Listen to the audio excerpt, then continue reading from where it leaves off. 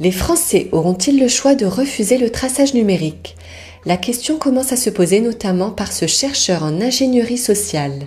Lucien Cerise explique qu'il y a certains stratagèmes pour faire accepter dans l'opinion publique le développement de l'identité numérique. Dans un entretien réalisé pour Rébellion Diffusion, le chercheur donne son analyse sur le nouveau contrôle social à venir.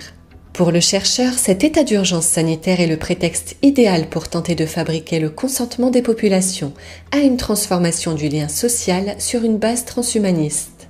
C'est-à-dire une transformation fondée sur un encadrement scientifique général présentant un fort caractère carcéral et allant dans le sens de l'artificialisation du vivant, sa chosification et sa réduction à un objet. Le transhumanisme est une tentative d'enfermement de l'organique dans une forme prétendument augmentée, mais surtout aseptisée, standardisée et sous contrôle. La séduction et la peur par le moyen de manœuvres d'ingénierie sociale peuvent nous conduire à accepter ces changements.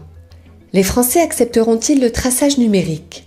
Plusieurs technologies de certificat numérique plus ou moins invasives sont à l'étude. Dans nos smartphones, dans un bracelet électronique, sur la peau sous forme de tatouage à points quantiques ou encore sous la peau sous forme de puce électronique, reste à savoir si nous pourrons avoir le choix et échapper à ce traçage.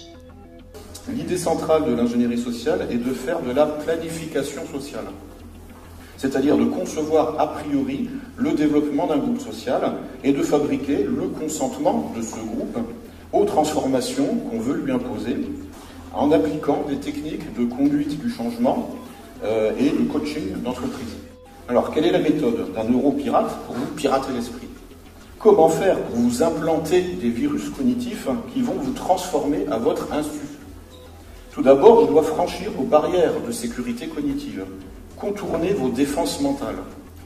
Pour vous pirater efficacement, je ne dois en aucun cas éveiller votre méfiance.